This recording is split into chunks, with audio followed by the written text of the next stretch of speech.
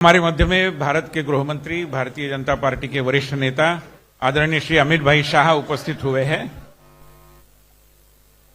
हमारे मध्य में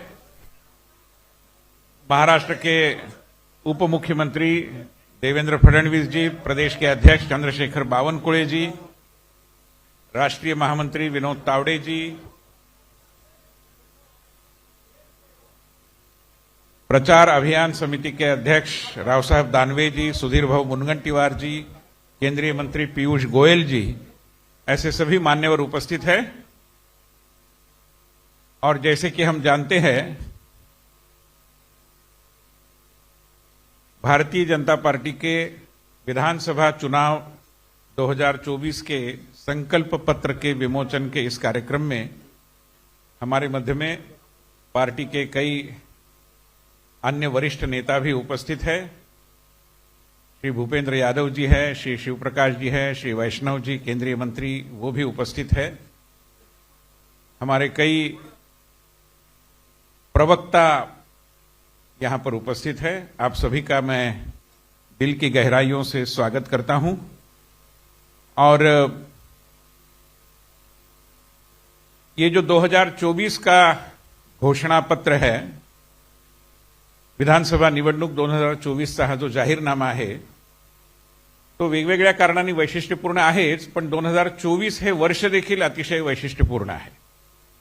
याचं कारण 2024 हे वर्ष छत्रपती शिवाजी महाराजांच्या राज्याभिषेकाच्या 350व्या वर्षाचा महोत्सव करण्याचं वर्ष आहे। अहिल्याबाई होळकर यांच्या जयंतीच्या 300व्या वर्षाचा महोत्सव करण्याचं वर्ष आहे। त्याचबरोबर सरदार वल्लभभाई पटेल आणि भगवान बिरसा मुंडा यांची 150वी जयंती याच वर्षी आपण साजरी करतो आहोत।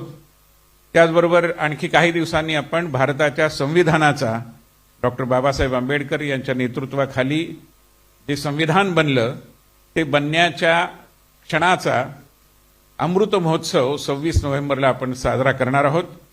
आणि या वर्षाखेरीस आपण आपल्या सगळ्यांचे प्रिय अटल बिहारी वाजपेयी यांच्या जन्मशताब्दीचा कार्यक्रमही करणार आहोत। त्यामुळे अशा या अत्यंत महत्त्वपूर्ण वर्षामध्ये भारतीय जनता पार्टी आत्मविश्वासाने निवडणुकीला सामोरी जात असताना विधानसभेसाठीचं संकल्पपत्र आता काही क्षणातच आपल्या समोर विमोचनाच्या माध्यमातून सादर होईल। या कार्यक्रमामध्ये आज भारताचे गृहमंत्री, भारतीय जनता पार्टीचे माजी राष्ट्रीय अध्यक्ष, आमच्या सगळ्यांचे नेते श्री अमित भाई शाह हे देखील उपस्थित आहेत। मी सर्व मान्यवरांचं शब्दसुमनांनी या ठिकाणी स्वागत करतो। हे सगळेजण वेळ काढून या ठिकाणी आले, त्यामुळे कार्यकर्त्यांचा उत्साही अर्थातच वाढलेला आहे। पत्रकार आणि अन्य लोकांचे मी हार्दिक स्वागत करतो। आणि या जाहीरनामा समितीचे जे प्रमुख महाराष्ट्राचे वन आणि सांस्कृतिक कार्यमंत्री सुधीरभाऊ मुनगंटीवार यांना या ठिकाणी या सबंध प्रक्रियेबद्दल माहिती सांगण्यासाठी विनंती करतो।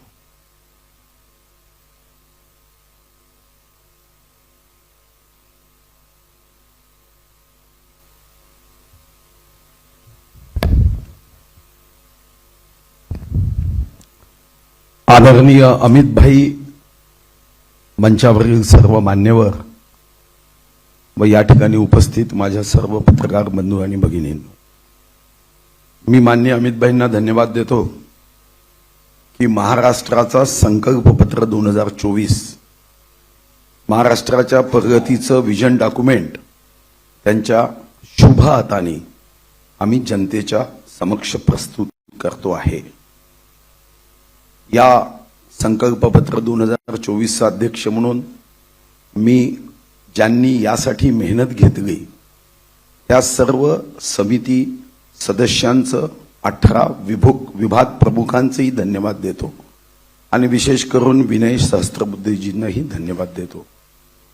भारतीय जनता पार्टीच्या वतीने जो संकल्पपत्र या राज्यासाठी आपण प्रस्तुत करतो आहे, जो संकल्प आपण करतो आहे, हा संकल्प महाराष्ट्राच्या प्रगतीचा, महाराष्ट्राच्या विकासाचा आणि छत्रपती शिवाजी महाराजांच्या रयतेच्या राज्याच्या संकल्प पूर्तीचा आहे। हे आम्ही या अगोदरही करून दाखवलं. हे आकड्यावरून लक्षात येईल की या राज्याचा जीएसडीपी हा 1 मे 1960 ते 2014 15,37,366 कोटी होता आणि मागच्या 10 वर्षात यामध्ये वाढ होऊन 40.44 लक्ष कोटी झाला. एवढी वाढ वेगाने ही युती भारतीय जनता पार्टीच्या सरकारमध्येच झाली. आपण बघितलं असेल की महाराष्ट्राचं दरडोई उत्पन्न हे 1 मे 1960 पासून 2013-14 पर्यंत 1,25,000 होतं.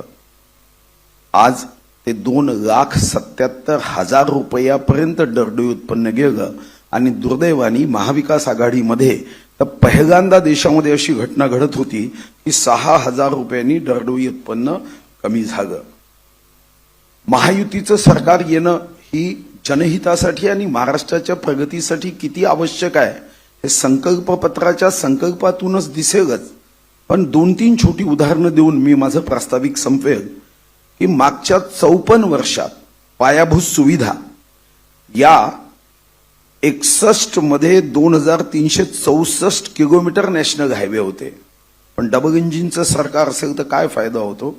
1960-61 मध्ये 2,364 किलोमीटरचे हायवे 14-15 पर्यंत 4,766 किलोमीटर म्हणजे फक्त 2,402 किलोमीटरनी त्याच्यामध्ये वाढ झाली. पण आमच्या 10 वर्षात केंद्र सरकारमध्ये विश्वगौरव, देशगौरव, गरीबों के मसीहा ज्यांनी आपलं आयुष्य या भारत मातेला पूर्ण शक्तीनी तन मन धनानी सेवेसाठी अर्पण केलं, त्यांच्या नेतृत्वामध्ये 18,366 किलोमीटर म्हणजे 10 वर्षात 13,600 किलोमीटरची वाढ ही 10 वर्षात झाली आहे. असे अनेक आकडे आम्ही जेव्हा एकत्र केले तेव्हा लक्षात आलं की आम्ही ज्या राज्यगीताचे शेवटचे शब्द आहे, दिल्लीचेही तख्त राखतो महाराष्ट्र माझा, $5 ट्रिलियन इकॉनॉमी करण्यासाठी आमचं संकल्पपत्र 2024 हे अतिशय महत्वाचं आहे. हे करत असताना साधारणतः 877 गावातून ईमेल किंवा पत्र आले, साधारणतः 8,935 सूचना आल्या. सर्व सूचनांचा सन्मान इथं असणाऱ्या पुस्तिकेचा आकारमान बघून करता आलं नाही. पण आम्ही एक निर्णय केला की हे संकल्पपत्र म्हणजे निवडणुकीचे निकाल लागल्यानंतर अलमारीत बंद करण्याचं डॉक्युमेंट नसून पुढच्या काही वर्षात अंमलबजावणी करण्याचं डॉक्युमेंट आहे. आणि विनयजी आणि आम्ही असं ठरवलं आहे की एक एक मुद्द्याच्या आधारावर एक एक अंमलबजावणी समिती करायची आणि फक्त अंमलबजावणी समितीच करायची नाही, त्या 18 विषयातले जेवढे एक्सपर्ट्स आहे, पद्मश्री असतील, पद्मभूषण असतील, पद्मविभूषण असेल, मिशन ऑलिम्पिक 2036 साठी या क्षेत्रातले भारतरत्न उपाधी ज्यांना दिली अशांची मदत सुद्धा यामध्ये घेण्याचा निर्णय केला. आणि एक आकडा सांगून तुम्हाला या संकल्पपत्रामध्ये किती सूक्ष्म अभ्यास केला गेला हे लक्षात येईल की जेव्हा आमच्या लक्षात आलं की आपण लोकसंख्येचं वर्गीकरण हे वयोमानानुसार सुद्धा केलं पाहिजे. आणि जेव्हा वयोमानानुसार योजना करायची आहे, मग कुठं औषध किती वयानंतर मोफत दिली पाहिजे, शेतकऱ्यांना मदत करण्यासाठी आपण काय केलं पाहिजे, लाडकी बहीण योजनेमध्ये काय केलं पाहिजे, तेव्हा एक गोष्ट मला प्रामुख्याने जी मलाही माहित नव्हती की महाराष्ट्रामध्ये 120 वर्ष पूर्ण केलेले 108 लोक आहेत. हा सुद्धा एक आकडा की आज महाराष्ट्राच्या या सर्व क्षेत्रामध्ये आम्हाला विचार करताना 0 ते 120 वयोगटापर्यंत करावा लागतो आणि तोही विचार हा यामध्ये केलाय.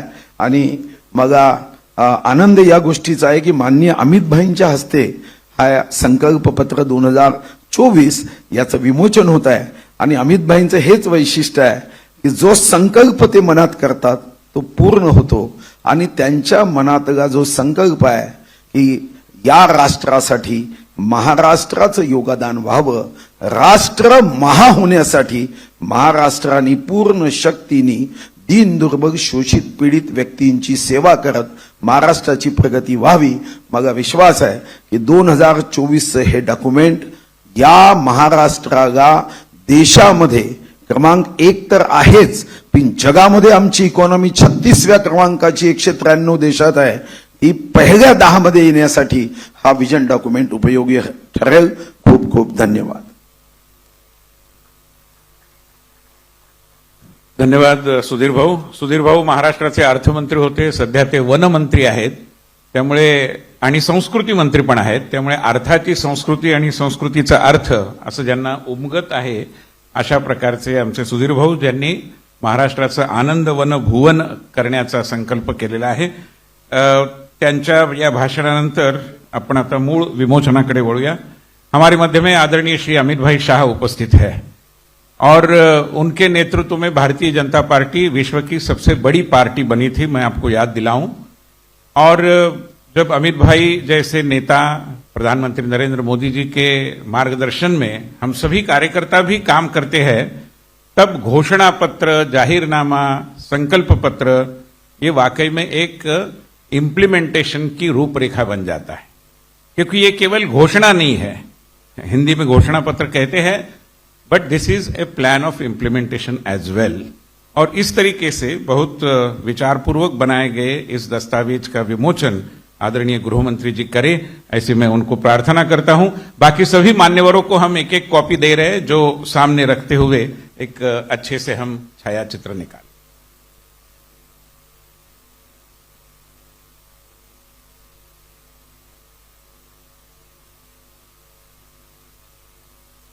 तालियां बजाइए जरूर. देश के सबसे बड़ी पार्टी का महाराष्ट्र के चुनाव का घोषणा पत्र बन रहा है, हम सबके लिए बड़े गर्व का विषय है.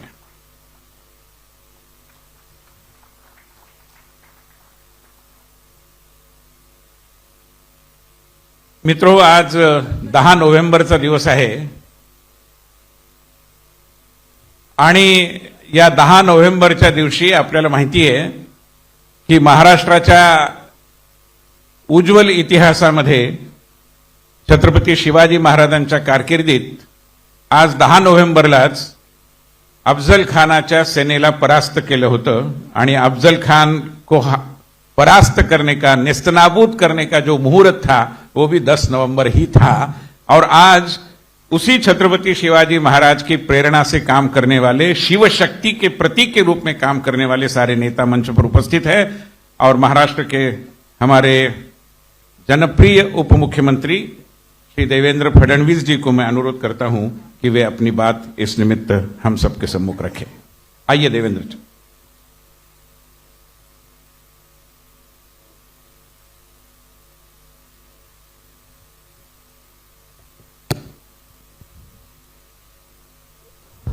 भारत के बहुत ही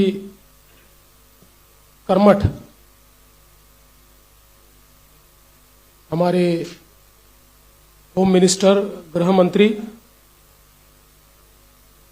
आदरणीय अमित भाई शाह, मंच पर उपस्थित हमारे सभी साथी और उपस्थित सभी पत्रकार मित्रों, सबसे पहले मैं आप सभी का इस संकल्प पत्र विमोचन में बहुत बहुत स्वागत करता हूं. और हमें बहुत खुशी है कि जिनकी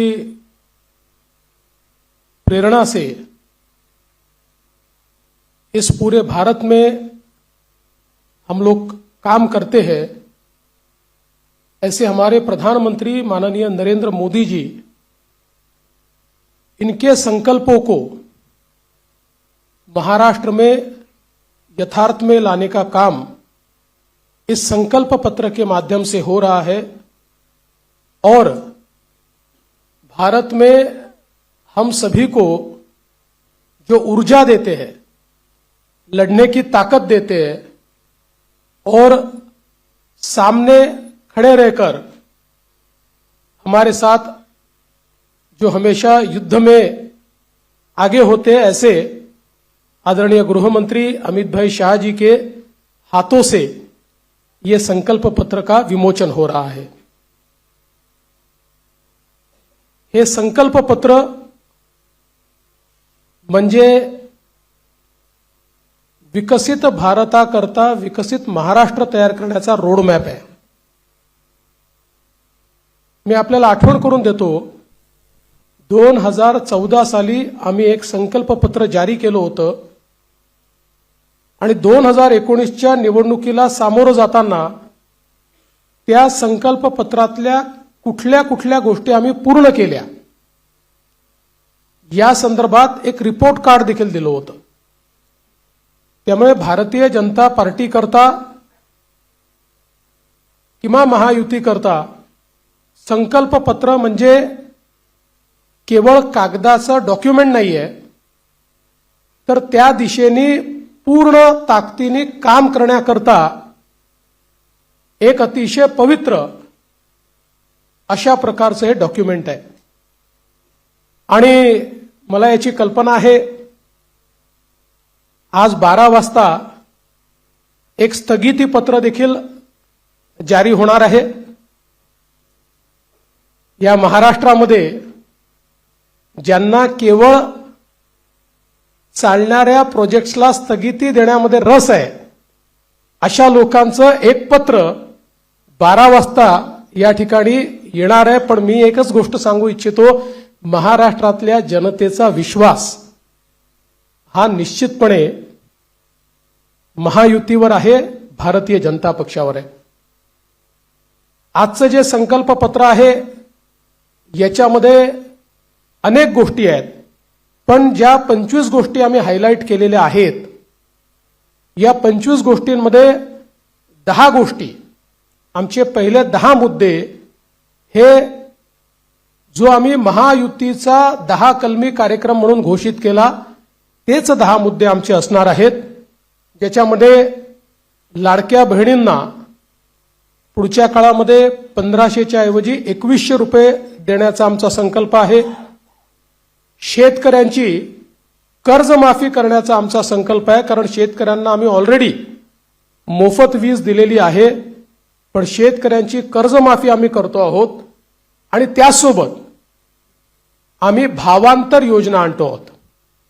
म्हणजे हमी भावापेक्षा जर कमी भावामध्ये मार्केटची खरेदी सुरू झाली तर हमी भावाने खरेदी तर करूच, पण ज्या ठिकाणी हमी भावाने खरेदी होणार नाही त्या ठिकाणी भावांतर योजना राबवून जो काही मधला डिफरन्स आहे तो थेट शेतकऱ्याच्या खात्यामध्ये टाकण्याचा निर्णय आम्ही घेतलेला आहे. आणि हे आम्ही मागच्या वर्षी देखील करून दाखवलं. आपल्याला कल्पना आहे की आंतरराष्ट्रीय बाजारपेठेमुळे कापूस आणि सोयाबीनचे भाव पडल्यानंतर आम्ही लोकसभेपूर्वी निर्णय घेतला होता की भावांतर योजनेतनं आम्ही पैसे देऊ. आचारसंहिता संपल्याबरोबर ते पैसे थेट शेतकऱ्यांच्या खात्यामध्ये आम्ही दिले आहेत. आम्ही या ठिकाणी प्रत्येक गरिबाला अन्न आणि निवाऱ्याचा हक्क हा देण्याचा निर्णय घेतलेला आहे. आणि जी वृद्ध पेन्शन योजना आपण चालवतो, ज्याच्यामध्ये 1500 रुपये आपण देतो, ते 1500 रुपयावरनं 2100 रुपये आपण करण्याचं ठरवलंय. किंबहुना अशा प्रकारच्या सहाय्यतेच्या जेवढ्या योजना आहेत, मागच्या काळामध्ये महायुतीच्या सरकारने 1500 रुपये केले होते, ते 1500 रुपयाचे 2100 रुपये आता पुन्हा महायुतीचं सरकार आल्यानंतर आम्ही त्या ठिकाणी करणार आहोत.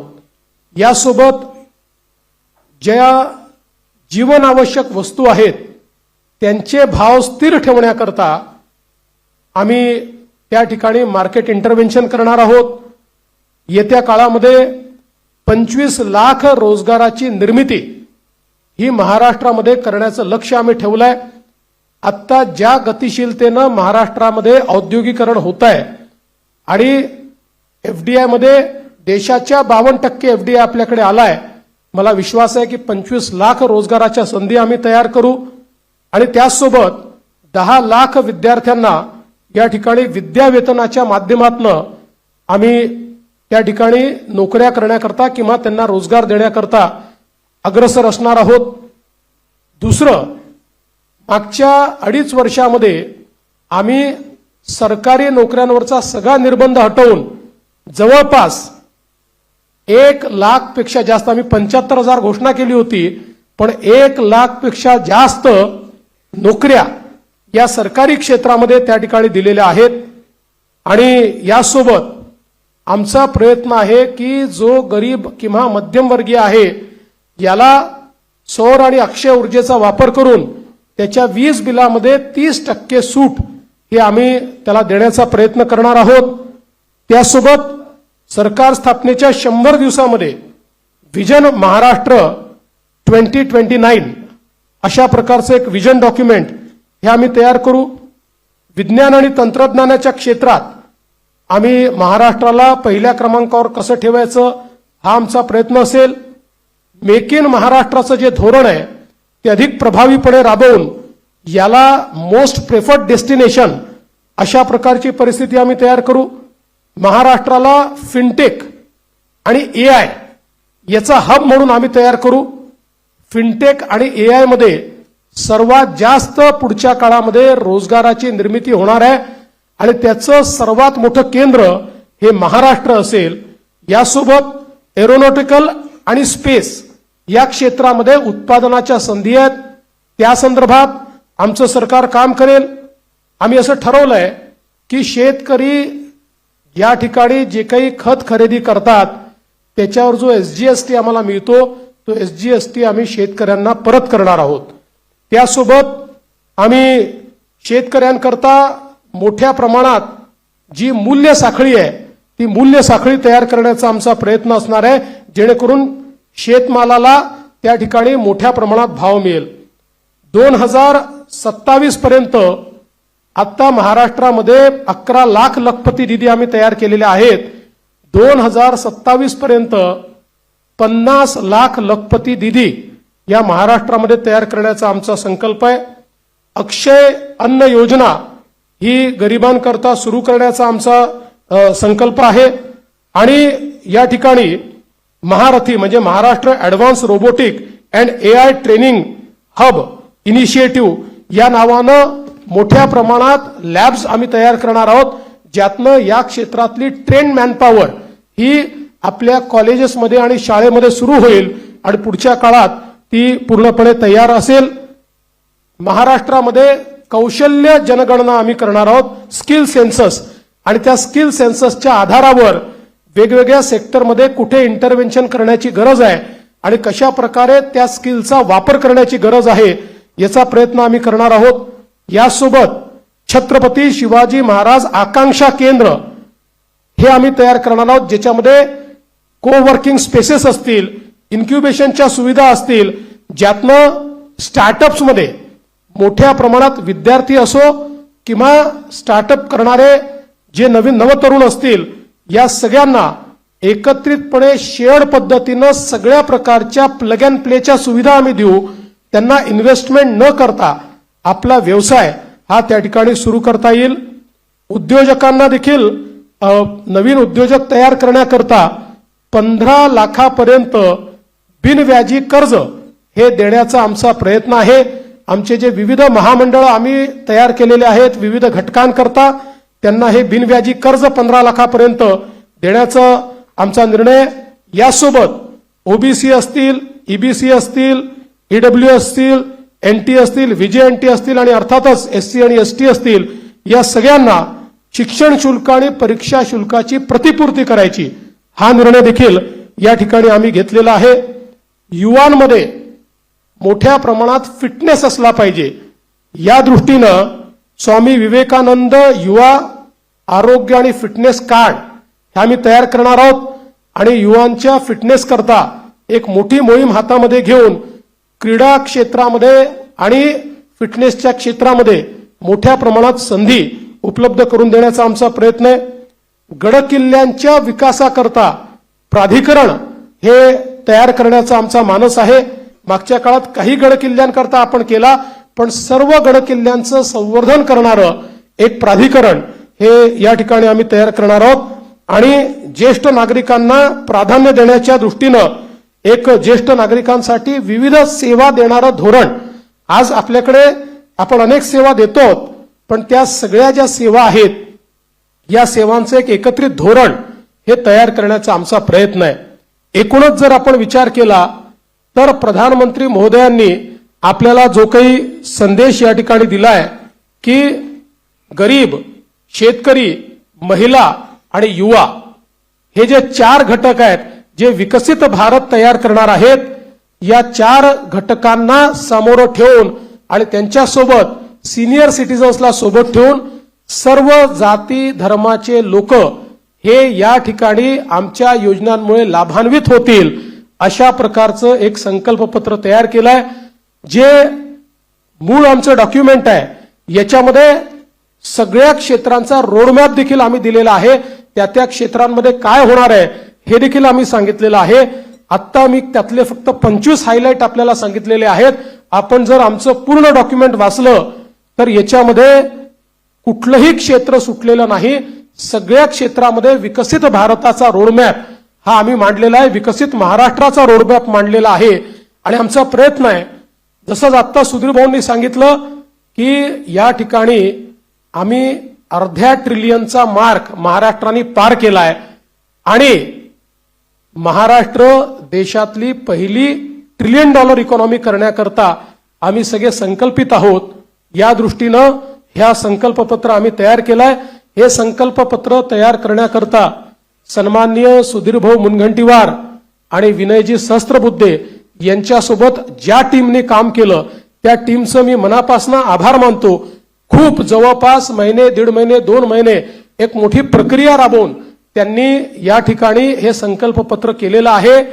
आणि 2029च्या निवडणुकीला जेव्हा सामोरे जाऊ त्यावेळी या संकल्पपत्रासोबत एक रिपोर्ट आम्ही देऊ की या संकल्पपत्रात काय सांगितलं होतं आणि आम्ही काय काय पूर्ण केलं, अशा प्रकारचा रिपोर्ट देखील आम्ही आपल्या समोर ठेवू. खूप खूप धन्यवाद. धन्यवाद देवेंद्रजी. आपल्या लक्षात आलं असेल की हा एक प्रकारे समाजाच्या सर्व वर्गांसाठीचा आणि मुख्य म्हणजे अंत्योदयाचा आलेख आहे या स्वरूपात हे संकल्पपत्र आहे. आणि त्याच्या विमोचनासाठी आज आपल्यामध्ये आदरणीय अमितभाई शहा उपस्थित आहेत. ही अतिशय आनंदाची गोष्ट आहे. ती याकरता की अमितभाईंचं आणि महाराष्ट्राचं एक वेगळं नातं आहे. नातं म्हटल्यानंतर आपल्याला असं वाटेल की ते महाराष्ट्राचे जावई आहेत. ही गोष्ट आपल्याला मी सांगेन, पण केवळ ते कारण नाही. अमित भाई महाराष्ट्र के प्रति जो भाव रखते हैं, संसद के हमारे ग्रंथालय में छत्रपति शिवाजी महाराज के प्रति उनके बारे में जितनी सारी किताबें हैं उसमें से सबसे अधिक किताबें अगर किस व्यक्ति ने पढ़ी है, किस सांसद ने पढ़ी है जो महाराष्ट्र के बाहर का है, तो उसका नाम है आदरणीय अमित भाई शाह. इसलिए इस शिव परंपरा के जागरण के इस कार्य में आज वो यहां पर उपस्थित है. मैं उनका स्वागत करते हुए उनको अनुरोध करता हूं कि वे इस निमित्त हमारा मार्गदर्शन करें.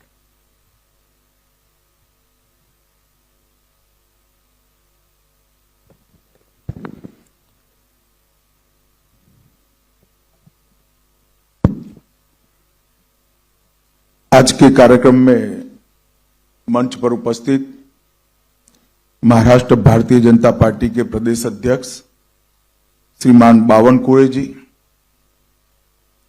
भाजपा के वरिष्ठ नेता और हमारे उप मुख्यमंत्री श्रीमान देवेंद्र फडणवीस जी, मोदी जी की मंत्रिपरिषद में मेरे साथी पीयूष गोयल जी, राव साहब दानवे पाटिल जी, मुंबई भाजपा के अध्यक्ष श्री आशीष शेलार जी, आज जिस संकल्प पत्र पर हम बात करने के लिए एकत्रित आए हैं, ये बनाने की समिति के हमारे अध्यक्ष श्री मुनगंटीवार जी, हमारे राष्ट्रीय महासचिव विनोद तावड़े जी, विनय सहस्त्रबुद्धे जी और आज यहां पर उपस्थित सभी पत्रकार छायाकार बंधु भगिनी, आप सभी का मैं मन से स्वागत करता हूं.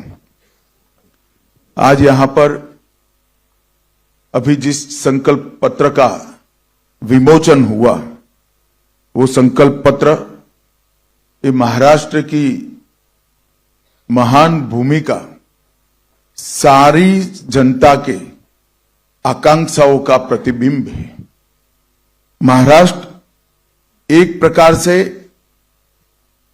कई युगों से हर क्षेत्र में देश का नेतृत्व कर रहा है. एक जमाने में जब जरूरत थी तब भक्ति आंदोलन की शुरुआत भी महाराष्ट्र से हुई. जब जरूरत पड़ी तब गुलामी से मुक्ति का आंदोलन भी शिवाजी महाराज ने यही भूमि से किया, और जब जरूरत पड़ी तब सामाजिक क्रांति की शुरुआत भी यही महाराष्ट्र ने की। और ये महाराष्ट्र की पूरी जनता के आकांक्षाओं का प्रतिबिंब आज हमारे इस संकल्प पत्र के अंदर दिखाई पड़ता है।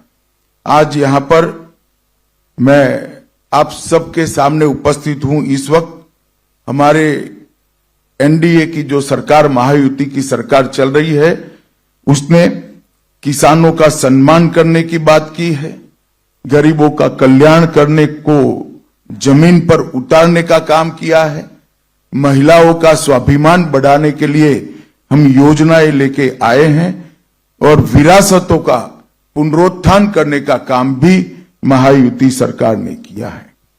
मित्रों, आज मुझे बहुत खुशी है कि जब मैं अंबेडकर जी की भूमि पर खड़ा हूं, तब अभी अभी कश्मीर में जो चुनाव हुआ, आजादी के बाद पहली बार कश्मीर का चुनाव के बाद मुख्यमंत्री का शपथ अंबेडकर जी ने बताए हुए संविधान से हुआ है। इससे बड़ी श्रद्धांजलि अंबेडकर जी की वो नहीं हो सकती। धारा 370 हटने के बाद पहली बार कश्मीर में भारत के संविधान की शपथ लेकर सरकार बनाने का काम हुआ, और इसका पूरे देश को आज नाज है। हमने इस संकल्प पत्र के माध्यम से महापुरुषों की परंपराओं को, सांस्कृतिक विरासत को आगे बढ़ाने के संकल्प भी रखे हैं। अराजकता फैलाकर विकास के नाम पर विफल राज देने वालों की विफलताओं से बोध लेते हुए मजबूत, समृद्ध और सुरक्षित महाराष्ट्र कैसे हो, इसका भी इसके अंदर आपको योजना दिखाई पड़ेगी। आज चुनाव में हमारा मुकाबला अघाड़ी से है।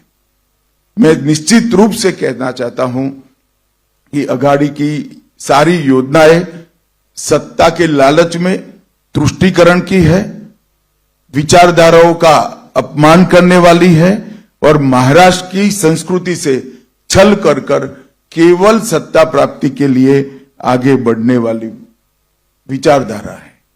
मित्रों, मुझे गत चुनाव का परिणाम याद है। आज मैं महाराष्ट्र की जनता के सामने कहने आया हूं कि आप लगातार तीसरी बार महायुति की सरकार को आपका मैंडेट दीजिए। पहली बार 2014 में महाराष्ट्र की जनता ने महायुति को मैंडेट दिया, भारतीय जनता पार्टी के नेतृत्व में महायुति की सरकार बनी। 19 में भी मैंडेट भारतीय जनता पार्टी और महायुति के लिए था, मगर जनादेश का द्रोह कर सत्ता की लालच में वो जनादेश को नकारा गया, और अंतोतगत्वा जो कृत्रिम होता है, जो बनावटी होता है, वो लंबा टिकता नहीं है। वो सरकार गिरी और फिर से महायुति की सरकार बनी। महायुति एक मुश्त होकर, एकजुट होकर मोदी जी के नेतृत्व में सिद्धांतों के आधार पर महाराष्ट्र का कल्याण करने के लिए आगे बढ़ रही है, और अघाड़ी की सरकार बनाने का जो लोग दावा कर रहे हैं, उनका चुनाव अभियान भी आंतरिक विरोधाभासों से घिरा हुआ है। मैं आज इस मंच से उद्धव ठाकरे जी को पूछना चाहता हूं, क्या वो कांग्रेस के नेता राहुल गांधी को इतनी विनती कर सकते हैं कि वीर सावरकर के लिए 2 अच्छे शब्द बोल दे? क्या कांग्रेस का कोई नेता सम्मानीय बाला साहब ठाकरे के सम्मान में 2 वाक्य अच्छे बोल सकता है क्या? ये अंतर विरोध के बीच में अघाड़ी की सरकार बनाने का स्वप्न लेकर जो लोग निकले हैं, उनको महाराष्ट्र की जनता जान ले, ये बहुत जरूरी है।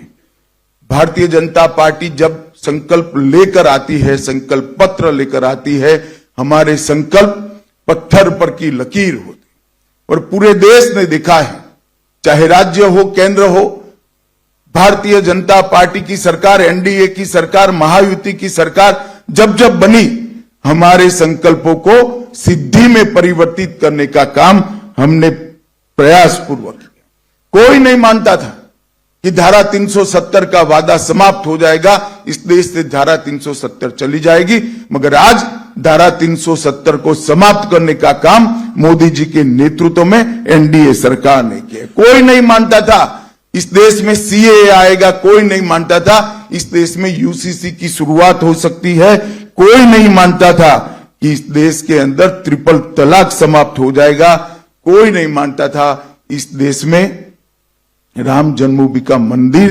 550 साल के बाद सम्मान के साथ राम जन्म के स्थान पर ही भव्य मंदिर दिखाई पड़ेगा। इसके साथ साथ हमने वादा किया था समृद्ध भारत का। 11वें अर्थतंत्र से हमने 10 साल के अंदर ही देश के अर्थतंत्र को 5वें नंबर पर पहुंचा है और हमारा वादा है कि 27 में हम भारत को 3रे नंबर का अर्थतंत्र बनाएंगे। इस वादे की ओर हम तेजी के साथ आगे बढ़ रहे हैं। 60 करोड़ गरीबों को घर, बिजली, गैस, शौचालय, पीने का पानी, मुफ्त अनाज और मुफ्त इलाज ये देने का काम भी हमने किया है। और दूसरी ओर अगाड़ी है, कांग्रेस के अध्यक्ष ने भी कहना पड़ता है कि कांग्रेस के जब वादा करे तो सोच समझ कर करे, क्योंकि वादा पूरा नहीं करते हो और मुझे जवाब देना पड़ता है। हमारे सामने हिमाचल का उदाहरण है, कांग्रेस वादों से मुकरी है। तेलंगाना का उदाहरण है, कांग्रेस वादों से मुकरी है। कर्नाटक का उदाहरण है, कांग्रेस वादों से मुकरी है। ये अघाड़ी के वादों के विश्वसनीयता पाताल से नीचे गई है और युति के वादों पर पूरे देश की जनता को भरोसा है, भारत की जनता को भी भरोसा है।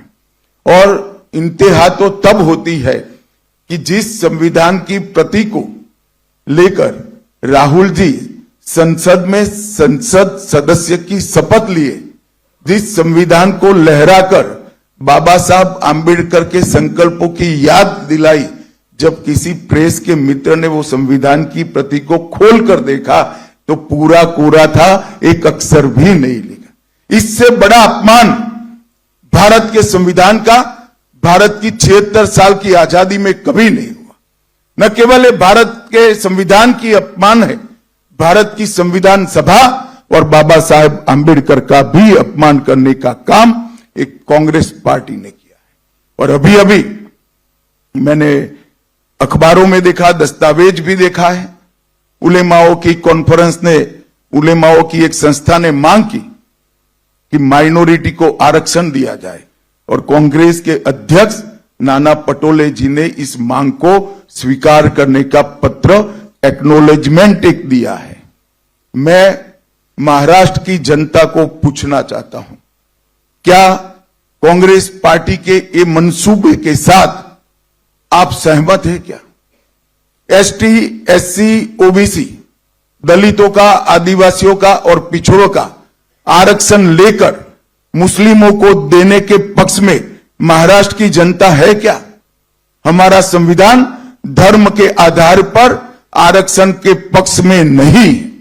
हमारे संविधान में किसी भी प्रकार का आरक्षण धर्म के आधार पर नहीं हो सकता। और ये कांग्रेस ने सत्ता में आने से पहले ही वादा कर दिया है। मैं महाराष्ट्र की जनता को आगाह करना चाहता हूं कि आपको इस बात को संज्ञान में रखना चाहिए। मैं आज उद्धव ठाकरे को भी कुछ याद कराने आया हूं। उद्धव जी, आप कहां बैठिएगा इसका फैसला आपको ही करना है, हम नहीं कर सकते। आपको ही करना चाहिए, आपने ही करा है, मगर कहां बैठे हो वो जगह मैं जरूर याद कराना चाहता हूं।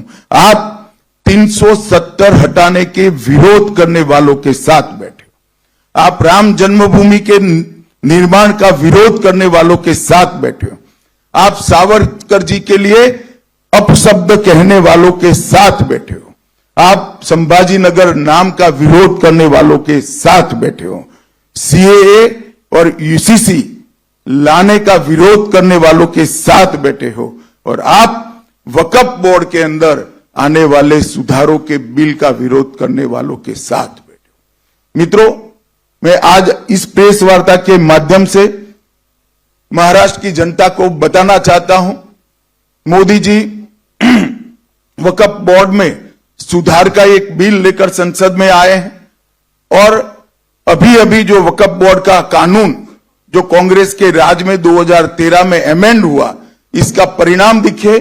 कर्नाटक के गांव वक्फ के कानून के तहत वक्फ की संपत्ति घोषित कर दी। किसानों की भूमि, लोगों के घर, यहां तक कि मंदिर भी वक्फ की संपत्ति घोषित कर दिए गए और उस कानून को उचित बदलाव के लिए जब हम लेकर आए हैं तो उसका भी ये अघाड़ी के लोग विरोध कर रहे हैं। मैं महाराष्ट्र की जनता को ये कहना चाहता हूं कि वक्फ के कानून के बदलाव का विरोध का मतलब है कि आने वाले दिनों में यहां पर भी वक्फ बोर्ड आपकी संपत्तियों को इसी प्रकार से घोषित कर सकता है। मित्रों, देवेंद्र जी ने संकल्प पत्र की प्रमुख बातें बताई हैं, परंतु मैं इतना बताना चाहता हूं कि डबल इंजन की सरकार ने करीब करीब 10 साल के अंदर महाराष्ट्र के विकास के लिए ढेर सारे काम किए हैं। आज मैं इस मंच से शरद पवार जी को पूछना चाहता हूं, 10 साल तक आप यूपीए की सरकार में मंत्री थे, 2004 से 14 महाराष्ट्र के विकास के लिए क्या किया वो महाराष्ट्र की जनता को आपको बताना चाहिए। 10 साल में यूपीए की सरकार ने, एक प्रकार से अघाड़ी की सरकार ने महाराष्ट्र को सिर्फ 1,91,384 करोड़ रुपया और नरेंद्र मोदी सरकार ने 14 से 24 तक 10,15,890 करोड़ रुपया दिया। एक और करीब करीब 2 लाख करोड़ रुपया और मोदी जी ने 10 लाख करोड़ रुपया दिया। मैं अघाड़ी के मित्र को पूछना चाहता हूं, आपका हिसाब आप महाराष्ट्र की जनता के सामने रखेंगे क्या? 10 साल तक महाराष्ट्र को कितना अन्याय हुआ, जबकि उस वक्त भी ऊपर और नीचे दोनों जगह आपकी सरकार थी और 10 साल में हमने 10 लाख करोड़ रुपया दिया जब दोनों जगह एनडीए की सरकार थी। ये अंतर है महायुति और अघाड़ी के बीच में। हमने सिंचाई नेटवर्क को नीलवड़े बांध, गोसीखुर्द, टेम्बू और जलयुक्त शिवार जो देवेंद्र जी जब मुख्यमंत्री थे तब योजना लाए थे, इससे महाराष्ट्र की भूमि को सिंचन क्षेत्र के अंदर 30% की बढ़ोतरी करने का काम हमारी यूपी सरकार ने किया। नदियों को जोड़ने के हेतु नारपार, दमनगंगा, गोदावरी और वैतरणा का विकास करने का काम भी हमने किया। 11 वंदे भारत ट्रेन चालू हो गई, 128 रेलवे स्टेशनों का अपग्रेडेशन हो रहा है। मुंबई, पुणे और नागपुर में मेट्रो का विस्तार हुआ। शिरडी और सिंहदुर्ग में नए हवाई अड्डे और टर्मिनल बने। 13,000 करोड़ से मरीन ड्राइव से बांद्रा वर्ली से सीलिंग जोड़ने वाले मुंबई कोस्टल रोड का निर्माण पूरा हुआ। वासी पुल का विस्तारीकरण हुआ। मेट्रो फेज 1 का निर्माण समाप्त हुआ। Atal Setu trans harbour link का निर्माण हुआ और 76,000 करोड़ से वाधवान बंदरगाह का निर्माण का सैद्धांतिक निर्णय दिया गया, जो एशिया का सबसे बड़ा बंदरगाह होगा और सबसे ज्यादा कंटेनर उतारने की और चढ़ाने की आवागमन की क्षमता इसकी होगी। और बैनगंगा नलगंगा इंटरलिंक परियोजना, घोसी खुर्द परियोजना जो लगभग 63 टीएमसी पानी को मोड़कर विदर्भ में नागपुर, वर्धा, अमरावती, यवतमाल, अकोला और बुलढाणा जिले के 3,71,000 हेक्टेयर भूमि को सिंचित करने का काम करेगी। इससे विदर्भ की प्यासी धरती को बहुत बड़ा फायदा होने वाला है और ये 85,000 करोड़ की योजना अगले 10 साल में हम इसको पूरी करेंगे। 2200 करोड़ से खड़कवासला बांध से फुरसुंगी तक 34 किलोमीटर सुरंग बनाकर हमने एक बड़ा साहस करने का निर्णय किया है। 24 में सोलापुर हवाई अड्डे का उद्घाटन हुआ। पुणे और कोल्हापुर में नए टर्मिनल बने और पारगढ़ जिले में बहुउद्देशीय बंदरगाह बनाने का भी हमने निर्णय किया। 13,000 करोड़ के निवेश से 2800 मेगावाट की संयुक्त क्षमता वाले 2 पंप हाइड्रो स्टोरेज प्रोजेक्ट शुरू हमने किए और सिरवाटा पुणे 1800 मेगावाट और भीवपुरी रायगढ़ में 1000 मेगावाट की योजनाओं को भी हम लेकर आए। इसके अलावे आज एक प्रचार हो रहा है कि महाराष्ट्र में इन्वेस्टमेंट नहीं आ रहा है। मैं अघाड़ी के मित्रों को याद कराना चाहता हूं, जब अघाड़ी की सरकार कुछ समय के लिए चली तब महाराष्ट्र इन्वेस्टमेंट में फिसल रहा था। महाराष्ट्र एफडीआई इन्वेस्टमेंट में 4थे नंबर तक फिसल गया था। हमारी सरकार बनने के बाद, एकनाथ शिंदे जी और देवेंद्र जी और अजित दादा की सरकार बनने के बाद दोनों वर्ष में हाईएस्ट एफडीआई अगर कोई एक राज्य के अंदर आया है तो वो महाराष्ट्र में आया है। वो आपको याद होना चाहिए। शरद पवार जी जिस प्रकार के वादे करते हैं और जिस प्रकार के मुद्दे खड़े करते हैं, इसका सच्चाई से किलोमीटरों तक कोई संबंध नहीं होता।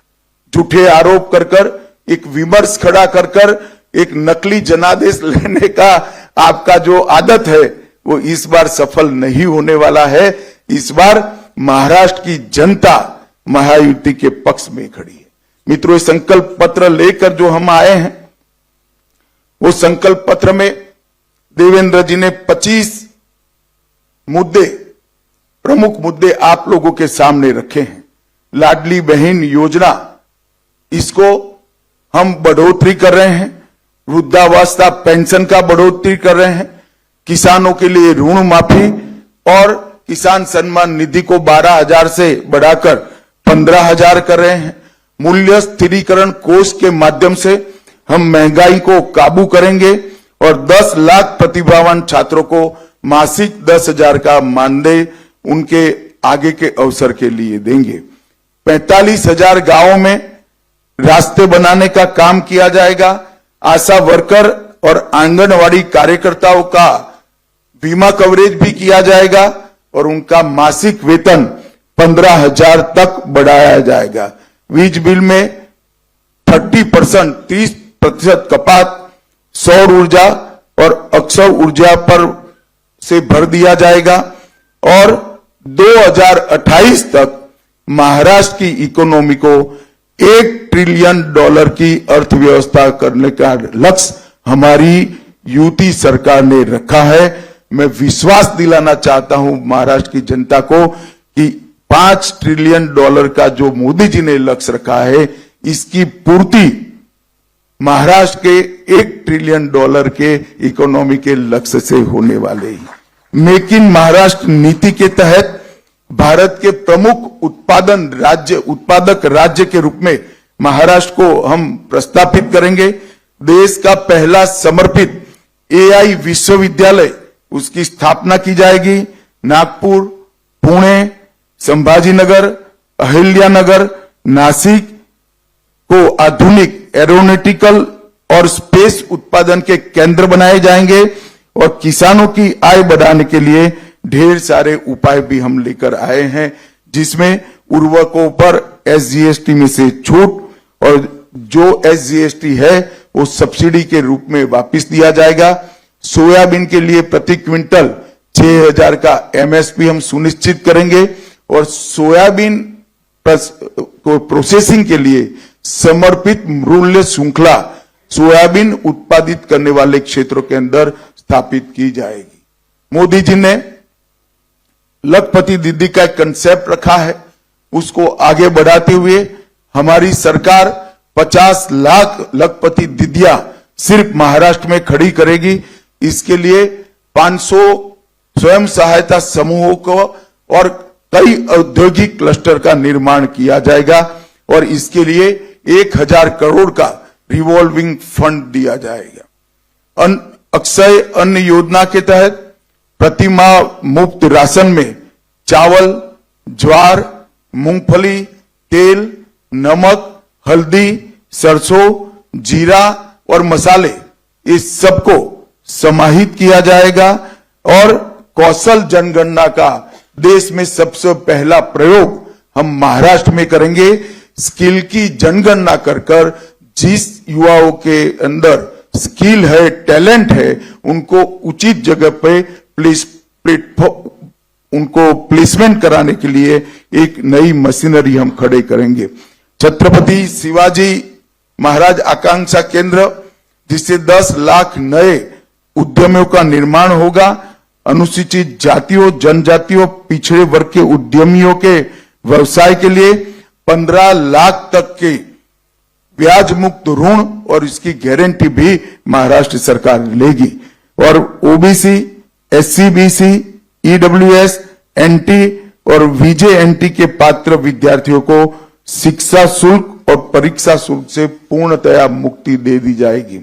महाराष्ट्र में कई प्राचीन और ऐतिहासिक किले हैं जो राज्य के गौरव के प्रतीक है, एक महान संघर्ष के प्रतीक है और एक किला विकास प्राधिकरण बनाकर हम इसके संरक्षण और संवर्धन की भी नीति लेकर आएंगे और वरिष्ठ नागरिकों के लिए प्राथमिकता नीति अपनाई जाएगी, जिसमें आधार सक्षम सेवा वितरण को लागू किया जाएगा। जबरन और धोखाधड़ी से और लोभ से धर्मांतरण के खिलाफ कठोर कानून लाया जाएगा और कृषि और मानव बस्ती के क्षेत्रों में पशुओं से क्रॉप का जो हानि होता है उसको रोकने के लिए एआई, ड्रोन और रेडियो कॉलर जैसी आधुनिक तकनीक का उपयोग किया जाएगा। भाई और बहनों, ये संकल्प पत्र महाराष्ट्र के हर वर्ग के, हर भौगोलिक क्षेत्र के और हर आयु वर्ग के, सामाजिक वर्ग के और आयु वर्ग के लोगों से सुझाव लेकर प्राप्त किया है, सुझाव प्राप्त कर बनाया गया है। ये एक प्रकार से समग्र महाराष्ट्र की जनता की आकांक्षाओं का प्रतिघोष है। और मैं फिर से एक बार कहना चाहता हूं, महाराष्ट्र में जब जब युति की सरकार आती है, भाजपा के नेतृत्व में सरकार बनती है, महाराष्ट्र आगे बढ़ता हुआ दिखाई पड़ता है और जब जब अघाड़ी की सरकार आती है तब तब महाराष्ट्र में केवल और केवल राजनीति होती है। महाराष्ट्र के युवाओं को आगे बढ़ाने के लिए, महाराष्ट्र को राष्ट्र का, देश का प्रमुख राज्य बनाने के लिए और हर क्षेत्र में देश में महाराष्ट्र को सर्वप्रथम बनाने के लिए मैं अपील करने आया हूं महाराष्ट्र की जनता को कि आप मोदी जी के नेतृत्व में महायुति का साथ दीजिए। भारतीय जनता पार्टी, शिवसेना और एनसीपी अजीत दादा को आपका समर्थन दीजिए। कमल फूल, धनुष बाण और घड़ी पर अपना कीमती वोट देकर महाराष्ट्र के विकास में आप सहभागी बनिए। यही मेरी महाराष्ट्र की जनता से प्रार्थना है। धन्यवाद। वंदे मातरम।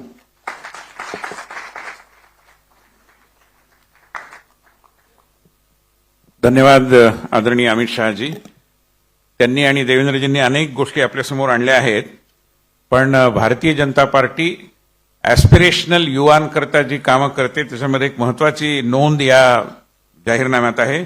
स्पर्धा परीक्षेत लेखी परीक्षा पास झालेल्या परंतु निवड न होऊ शकलेल्या परीक्षार्थींना त्यांच्या ज्ञानाचा उपयोग होऊ शकेल अशी एक पर्यायी प्लेसमेंट योजना आम्ही राबवणार आहोत। मला असं वाटतं की महाराष्ट्रातल्या सर्व युवकांना ही एक आनंददायी घोषणा वाटेल। यानंतर आपण आभार प्रदर्शन आणि त्यानंतर प्रश्नोत्तरांकडे जाणार आहोत। तत्पूर्वी मी केवळ एकच म्हणेन की Bharatiya Janata party politics of परफॉर्मन्सची भाषा वापरते।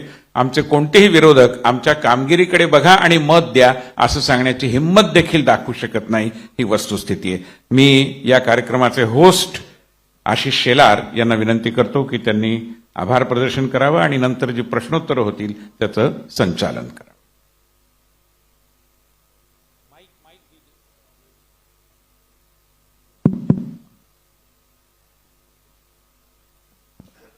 आज के इस प्रेस कॉन्फ्रेंस में और उसी के साथ साथ संकल्प पत्र विमोचन समारोह के लिए उपस्थित भारत के सम्माननीय गृह मंत्री, हमारे माजी राष्ट्रीय अध्यक्ष माननीय अमित शाह जी का मैं बहुत बहुत धन्यवाद और ऋण व्यक्त करता हूं। कि आप यहाँ पर आकर आपने हम सबको संबोधित भी किया और पूरे महाराष्ट्र भारतीय जनता पार्टी और महायुति के संकल्प पत्र के बारे में सबको जानकारी भी दी। उसी के साथ मंच पर सभी हमारे सम्मानीय नेतागण जिन्होंने इसके लिए अपना समय भी दिया और इस डॉक्यूमेंट को एक विजन डॉक्यूमेंट के तहत हम सबके सामने रखा, उसके लिए मैं सभी का धन्यवाद देता हूं, उस समिति का भी धन्यवाद देता हूं। और चंद प्रश्नोत्तर हम यहाँ पर लेंगे। कोई भी हाथ ऊपर उठा कर जिसको मैं कहता हूं उसी के साथ एक एक प्रश्न पूछ सकता है। आप खड़े हो जाइए।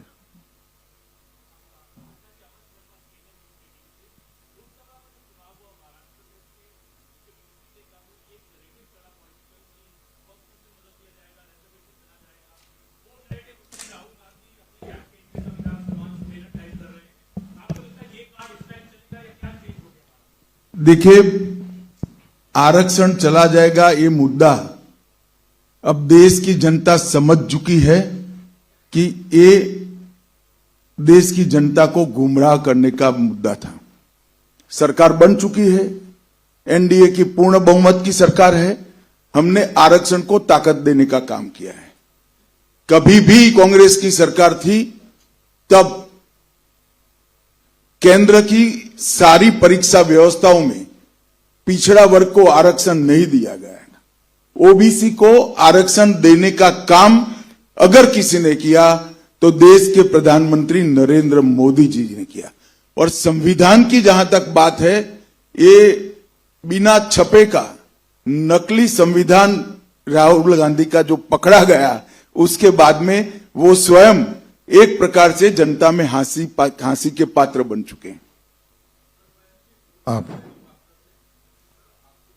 उसके बाद आप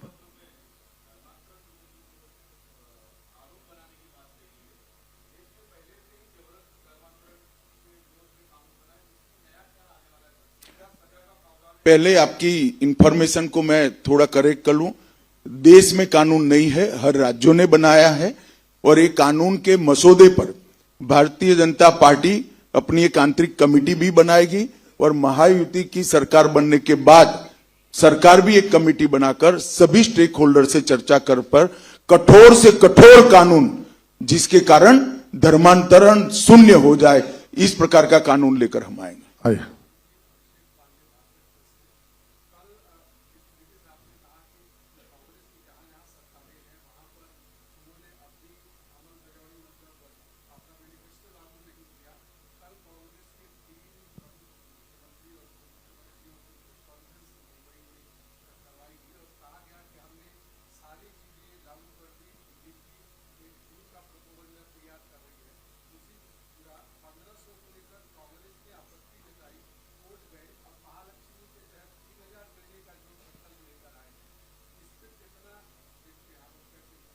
देखिए, पहले तो मैंने नहीं कहा कि वो अमल नहीं कर रहे हैं, उनके राष्ट्रीय अध्यक्ष जी ने कहा है कि बड़ा कठिन होता है ऐसे वादे देते हुए तब। और मैं पूरी महाराष्ट्र की जनता को करबद्ध विनंती करना चाहता हूं।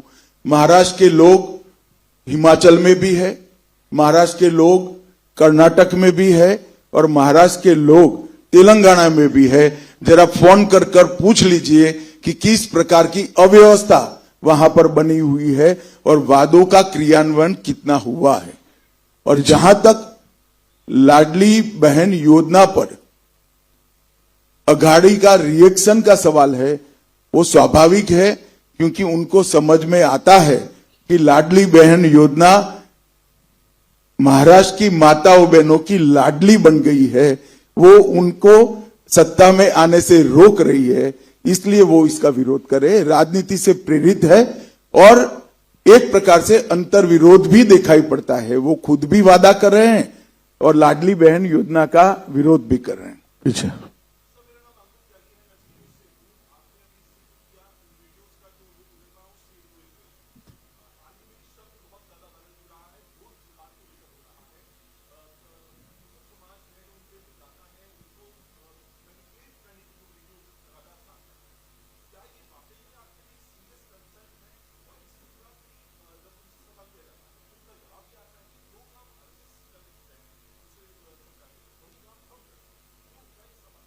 कभी भी हमारे किसी सहयोगी संगठन ने और विशेषकर आरएसएस ने इस प्रकार के फतवे जारी नहीं किए।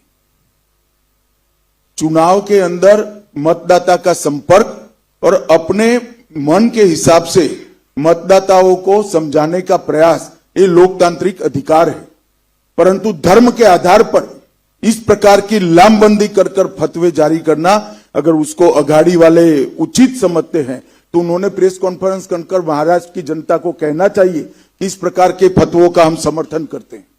इधर एक मिनट एक करेंगे।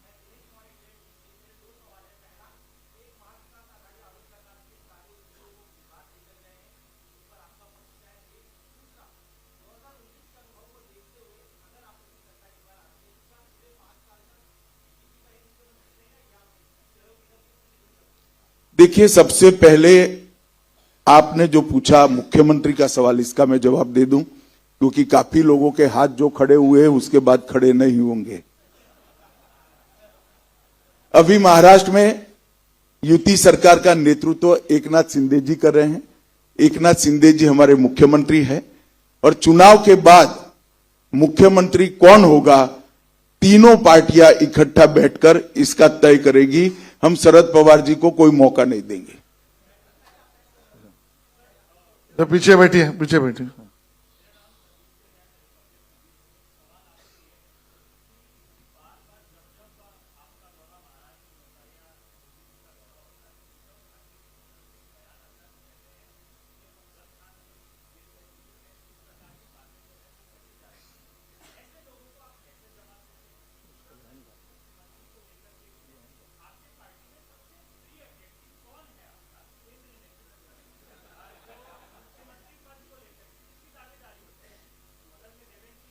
चुनाव के बाद जब भारतीय जनता पार्टी साथी दलों से बात करेगी, उस वक्त जरूरत पड़ी तो हम जरूर बताएंगे कौन प्रिय व्यक्ति। मृणाल जी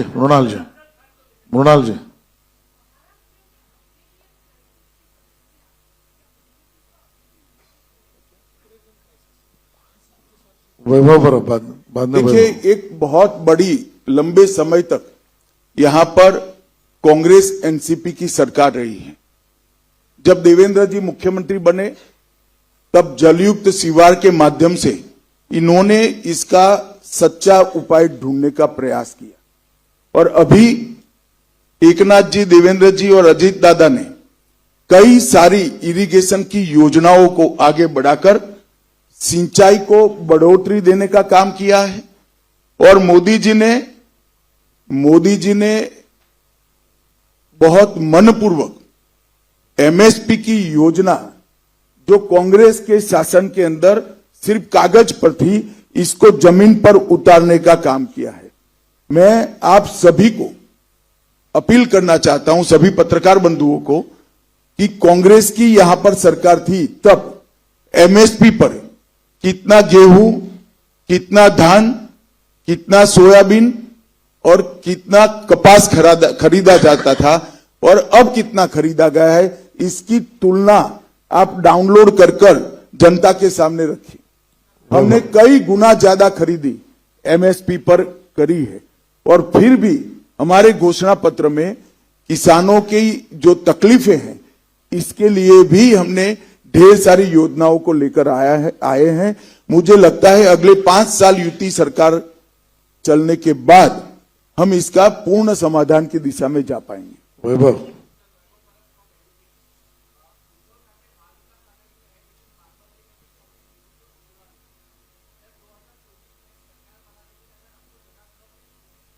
कोई सवाल ही नहीं है। पूर्ण बहुमत से भारतीय जनता पार्टी और युति की सरकार बनती है, किंतु परंतु नहीं है। बैठ जाओ भैया।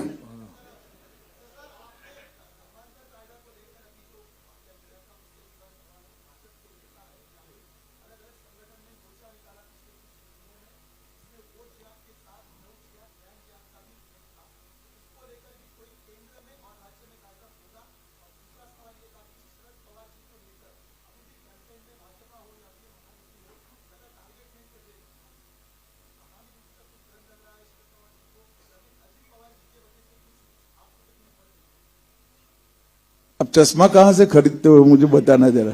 भारतीय जनता पार्टी की कभी भी नीति किसी व्यक्ति को लक्ष्य बनाने की नहीं है। हम व्यक्तियों को लक्ष्य बनाकर व्यक्तियों का विरोध कर राजनीति नहीं करते हैं। हम नीतियों का विरोध करते हैं, हम भ्रष्टाचार का विरोध करते हैं, हम अकर्मण्यता का विरोध करते हैं। भारतीय जनता पार्टी व्यक्ति का विरोध कर कभी राजनीति नहीं करती। इसमें किसी को बख्शने का सवाल नहीं है, ये हमारा नीतिगत फैसला है। पीछे पीछे पीछे। देखिए, जो कानून हम लाने वाले हैं हमने संकल्प पत्र में रख लिया है। आगे पर भी अगर किसी भी प्रकार की जरूरत खड़ी हुई तो जरूर उस पर विचार करेंगे। पीछे।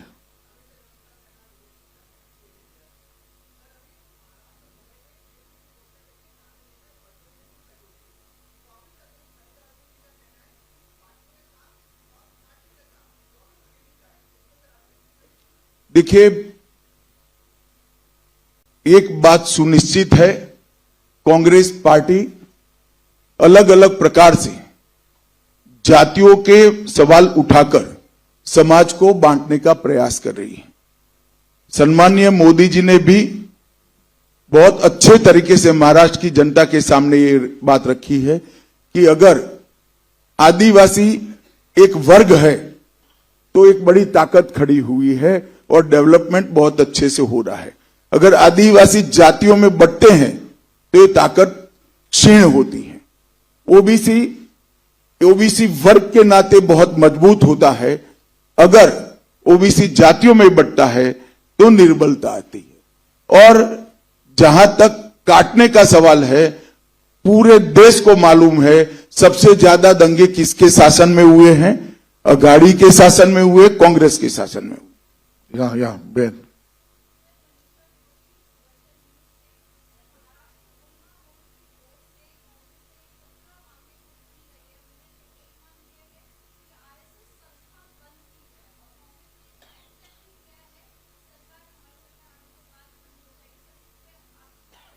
न उनकी सरकार आनी है न बंद होना है। Clara Louis. 3 प्रयास उन्होंने कर लिए, हर बार संघ और मजबूत होकर बाहर आए। क्लारा। Times of India.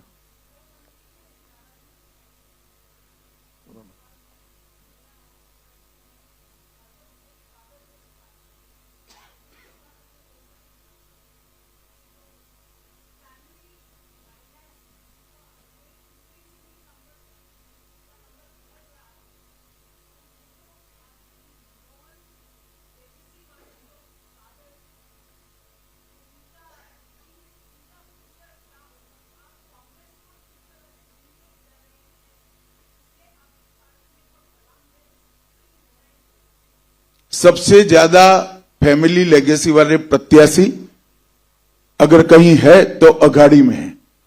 यहां पर जो वातावरण बना है सालों की राजनीति के बाद, इसको मिनिमाइज करने का हमने प्रयास किया है। और हमारे सारे नेता वो नीचे से काम करते करते ऊपर आए हैं। और हम मानते हैं कि इस देश में परिवारवादी राजनीति नहीं होनी चाहिए। रौनक रौनक रौनक।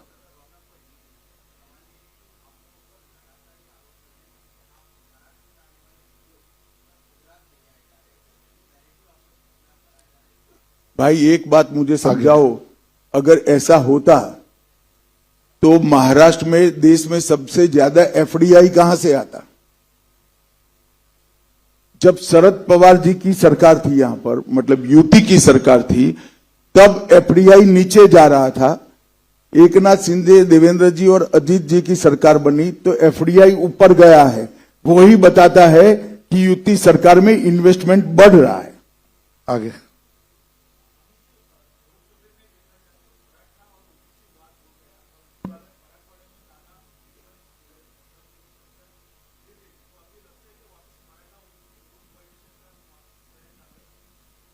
कांग्रेस हमेशा हर राज्य में प्रयास करती है और हर राज्य में देश की जनता ने उनको विफल किया है।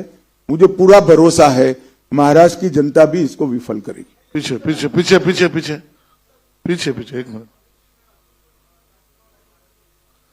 ये ना।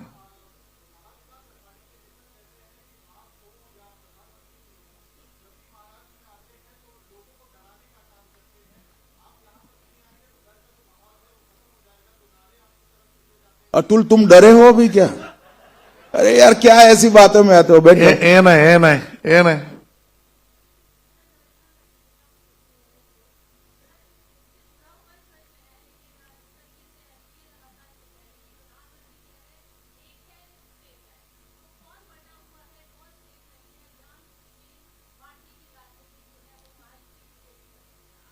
देखिए, कांग्रेस की जातिवादी राजनीति देश में समाज का बंटवारा करने का काम करी है।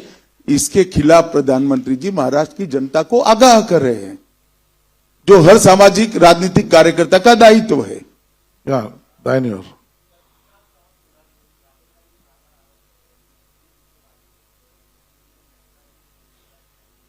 नहीं, मगर कौन सा वादा झूठा है वो तो बताएं। हमने वादा किया था राम जन्मभूमि बनाने का, हमने बना दिया। 370 का कर दिया, यूसीसी का हमने कर दिया, ट्रिपल तलाक समाप्त करने का हमने कर दिया, गरीब कल्याण का 60 करोड़ गरीबों का कल्याण करने के लिए ढेर सारी चीजें की मैंने अभी बताई हैं। हमने वादा किया था देश को सुरक्षित करेंगे, नक्सलवाद और आतंकवाद से देश को मुक्त कराने का काम नरेंद्र मोदी जी ने किया। जरा राहुल गांधी बताए कौन से वादे झूठे हैं। और हमारा स्टॉक टेकिंग करने की जगह इनकी 3 सरकारों का स्टॉक टेकिंग करें तो उनको मालूम पड़ेगा कि ये फटाफट खटाखट जो कहते हैं वो क्या हो रहा है वहां पर। राइट साइड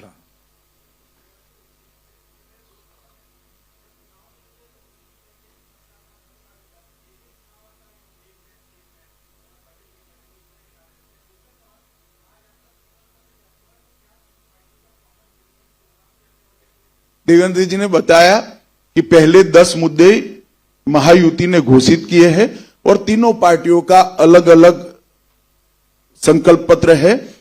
युति की सरकार बनने के बाद तीनों पार्टियों के मंत्रियों की एक कमेटी बनेगी जो तीनों पार्टियों के संकल्प पत्र को विचार कर इसकी प्रायोरिटी तय करेगी और 100% इंप्लीमेंटेशन। यदु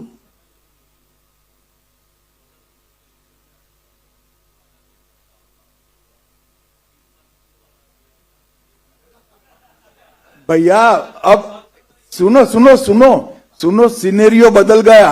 अब पवार साहब ने किया है या नहीं किया है वो करे, वहां से भागने का क्या रास्ता ढूंढा है। बैठ जाओ, हो गया, आज गया मैसेज। अब चलो पीछे बहन, पीछे खड़े हो जाइए। अरे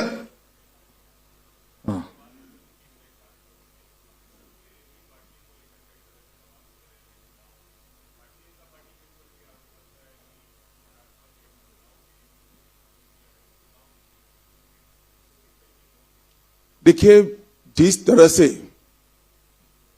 पहले 2.5 साल उद्धव जी के नेतृत्व में सरकार चली, एक खासा गड्ढा यहां पर खड़ा किया था। वो गड्ढे में से बाहर निकलने के लिए एक सपोर्ट देने की जरूरत थी और लाडली बहन योजना ये हमारे बजट का बहुत एक प्रकार से विवेकपूर्ण उपयोग है। डेवलपमेंट के काम, विकास के काम, इरिगेशन के काम, बिजली पहुंचाने के काम, इंफ्रास्ट्रक्चर के काम, शिक्षा के काम, ये सब छोड़कर जब चुनावी वादे किए जाते हैं तब विपरीत परिणाम राज्य पर आता है।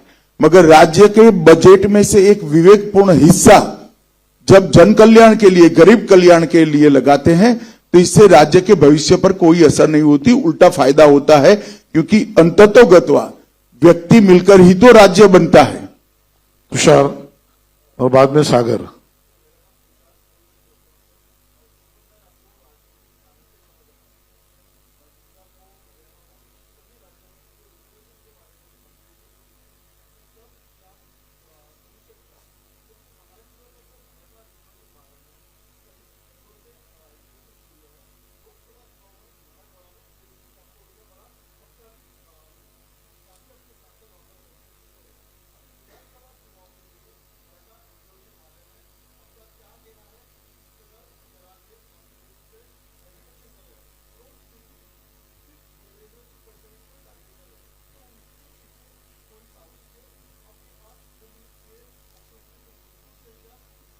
इसमें होम मिनिस्ट्री को जाने की जरूरत नहीं है, महाराष्ट्र की जनता स्वयं जाकर ढूंढ लेगी।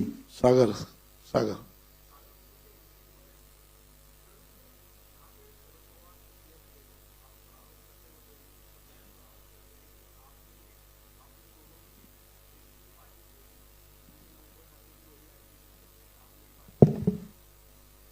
देखिए, शरद पवार जी अगर सुप्रिया सुले जी की जगह अजित पवार का नेता के रूप में सिलेक्शन करती तो टूटती क्या पार्टी?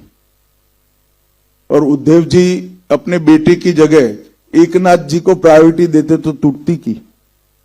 ये अपने परिवार को प्रायोरिटी देने के चक्कर में इन्होंने खुद अपनी पार्टियां तोड़ी है और हम पर आरोप लगा रहे हैं। उनको पार्टी में सभी को मौका देने की एक नीति कभी न कभी बनानी पड़ेगी, वरना ये पार्टियां और टूटती जाएगी उनकी। आखिरी आप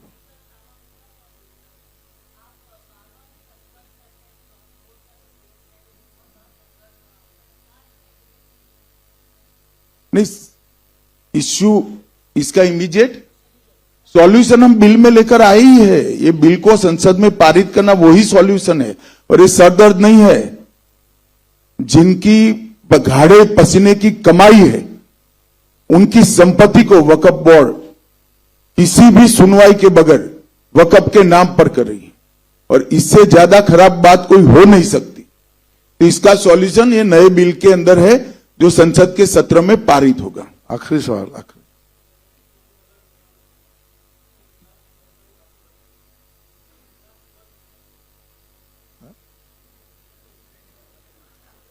चलिए, धन्यवाद भैया, थैंक यू। बहुत बहुत धन्यवाद। सभी का आभार। कार्यक्रम समाप्त।